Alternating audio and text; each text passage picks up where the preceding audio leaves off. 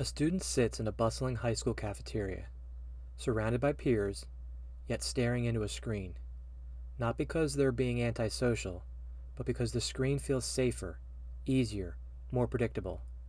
This isn't an isolated moment. More and more students are tuning towards digital interactions, and not just for convenience. It's a coping mechanism. It's emotional insulation. And unless we address it head on, this preference for low stakes, high control engagement could eventually and gradually undermine their ability to navigate real human connection.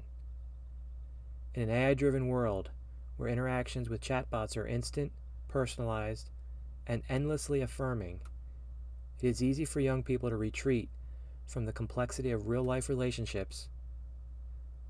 These systems never interrupt, misunderstand, or challenge. They're frictionless. Human interactions, by contrast, are messy, unpredictable, and often uncomfortable. But they're also how we build resilience, empathy, and trust. If we want to prepare students for a future that includes AI without replacing essential human skills,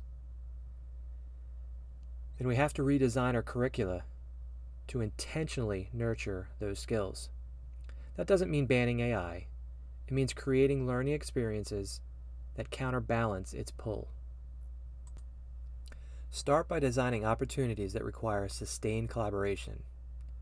Not the kind where students split up a task and complete their portion in isolation, but the kind that demands interpersonal negotiation, shared accountability, and co-created meaning. This might look like long-term interdisciplinary projects where students have to work through disagreements, divide labor equitably, and resolve misunderstandings over time. These experiences can't be substituted by AI. They have to be lived in real time with other people. We also need to weave emotional literacy into academic content, not as a separate SEL lesson, but as a thread throughout. When reading a novel, for example, go beyond character analysis and prompt students to reflect on how they themselves handle conflict, exclusion, or loyalty. In science, explore ethical dilemmas in emerging technology and how these impact human relationships. In economics, discuss the emotional fallout of financial insecurity within families and communities. Every subject can include a layer that touches the emotional fabric of our shared lives. Technology itself can be a part of the curriculum without dominating it. Use AI tools to support reflection, not just efficiency. A student might journal their interpersonal challenges using an AI-assisted writing app that offers prompts about emotional tone. But make the real growth come from the peer discussion that follows, where they share excerpts and discuss how misunderstandings arise. AI can be a starting point, but human dialogue must remain the core. For younger students, role-playing scenarios that mimic real social tension, taking turns, handling rejection, responding to rudeness, are all critical. These aren't just soft skills, they're foundational to civic life, professional success, and mental health. And in a world where virtual spaces often reward impulsivity or reward-based engagement, students need structured spaces to slow down and listen. Schools can also design capstone experiences that focus on community connection. Let students plan and implement a community event, organize a panel discussion with diverse voices, or facilitate service learning project.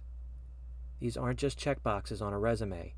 They're rehearsals for real-world relationship building. And most importantly, model what it looks like to stay present with each other. When a student comes to your desk, pause your typing. When a group is struggling with tension, resist the urge to intervene too quickly. Let them practice working it through. Demonstrate what it means to show up fully, even when it's inconvenient or awkward. These micro moments accumulate into a culture of presence. As AI tools become more integrated into everyday life, It's easy to let human connection erode quietly in the background. But if schools commit to designing curricula that prioritizes depth over speed, dialogue over efficiency, and presence over automation, we have a chance to grow a generation that sees AI not as a substitute for connection, but as a backdrop for it. Because in the end, our students will remember less about the tools they used and more about who stood beside them when things got hard, confusing, or meaningful. Let's make sure we teach them how to be that person for others.